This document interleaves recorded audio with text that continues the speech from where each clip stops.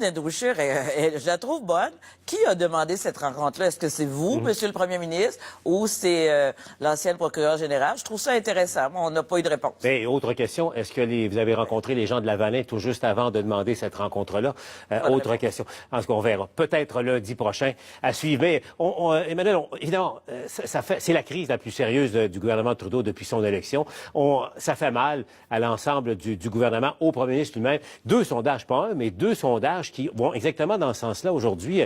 Emmanuel, on va commencer par celui de Léger qui a été fait pour la presse canadienne, donc qui montre que au plan national, les conservateurs ont pris d'avance sur les libéraux.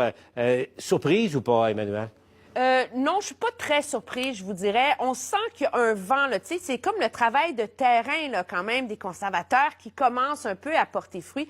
Le problème de ce scandale-là pour M. Trudeau, c'est pas les détails de qui a parlé qui, quand a eu lieu la rencontre, etc., etc. Le problème, là, c'est que sur tous les éléments du scandale, une femme autochtone, le leadership, la transparence, la bonne foi, faire la politique différemment, nommer n'importe quel angle, tous ces angles-là font mal à M. Trudeau dans ce scandale-là. Donc, c'est sa marque de commerce à lui qui est atteinte. Et c'est sa marque de commerce à lui qui les a portés. Et ça se reflète, c'est ça se reflète dans le taux de satisfaction. Là, Léger le mesure. Ça me surprend un peu. Si c'était au Québec, je serais moins surprise, mais je ne pensais pas que ça avait un impact si important, à part quelques provinces de l'Ouest. Regarde cette donnée, là, une baisse de près de 10 points du taux de satisfaction, qui est toujours la mère de toutes les données dans les maisons de sondage.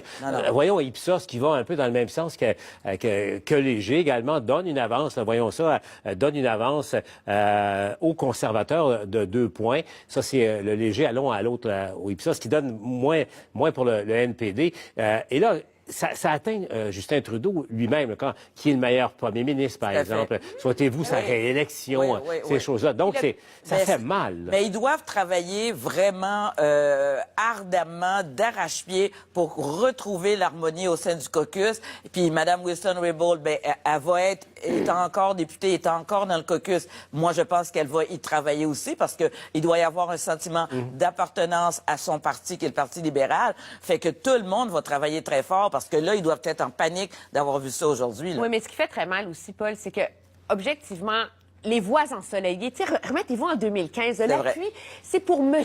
Trudeau, c'est son image, c'est son rayonnement, c'est sa bonne foi, c'est lui que les gens aiment là, quand ils vont voter pour lui. Et ce qui vient compliquer les choses en plus, c'est qu'avec la démission de Gerald Butts, qu'est-ce que les gens, même les gens là, qui suivent pas la politique dans son état, qu'est-ce qu'ils entendent depuis 48 heures?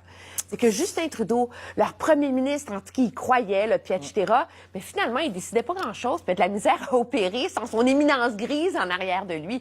Ça aussi, ça nuit sérieusement à la stature, à la crédibilité, au prestige et à l'image du premier ministre, que ce secret de polichinelle que tout le monde dans les cercles politiques savait, soit maintenant déballé comme ça sur la place publique, qui est à savoir l'importance du rôle que jouait Gerald Butts pour le succès et la vision politique de Justin. Oui, mais avec tout ce que tu as dit précédemment, il y a du monde aussi dans la population qui se dit Monsieur propre, Monsieur Trudeau, il est peut-être pas si différent des autres. Et ça, je pense que ça va être dur pour lui de refaire son image de Monsieur propre, Monsieur net.